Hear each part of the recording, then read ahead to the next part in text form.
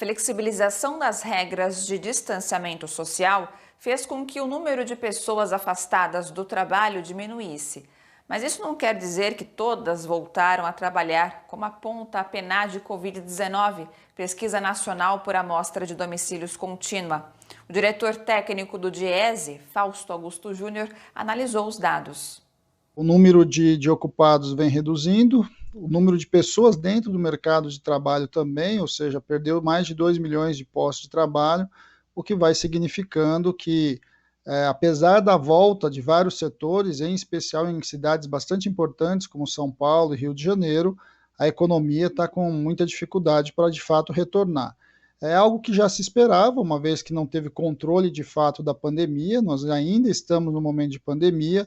Teve uma insistência de um conjunto de governos aí no retorno econômico, na reabertura, como se isso de fato fosse trazer os empregos de volta, mas os dados aí que já pegam os dados de julho mostram que não, mostram que os empregos de fato foram perdidos, muitas vagas de trabalho foram fechadas e que para o retorno efetivo da economia e dos postos de trabalho, você vai precisar trilhar um caminho mais longo.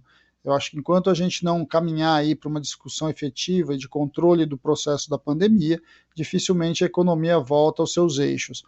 E além disso, a questão do emprego vai se mostrando algo bastante mais complexo do que muitos analistas analisavam, inclusive, né? Em especial aqueles que achavam que era só abrir a economia, novamente o retorno aí da saída do isolamento social, resolveria a questão do emprego.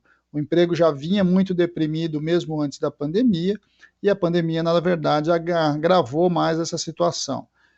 A abertura, inclusive, em relação ao isolamento social, vai demonstrando uma outra necessidade, uma necessidade que a gente precisa pensar como sair do isolamento social, como viabilizar o retorno de fato de vários setores e principalmente como é que a gente vai lidar com as questões dos desempregados, né?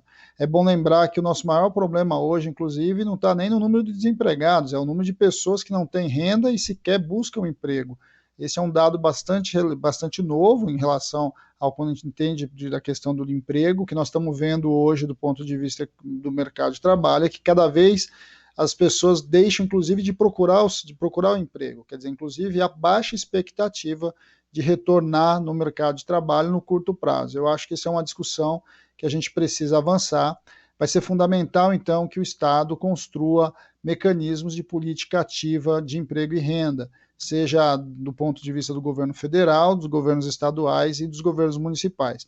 É bem provável, inclusive, que esta pauta do emprego, essa pauta da possibilidade de políticas ativas de emprego e renda, devam, inclusive, se organizar aí e definir muita pauta das eleições municipais agora de 2020. É um momento bastante complexo, é um momento que a gente vai avançando e olhando para o que está acontecendo, mas não vê de fato nenhuma reação do mercado de trabalho. Ao contrário, o mercado de trabalho vai cada vez mais perdendo vagas e ampliando o número de pessoas sem renda.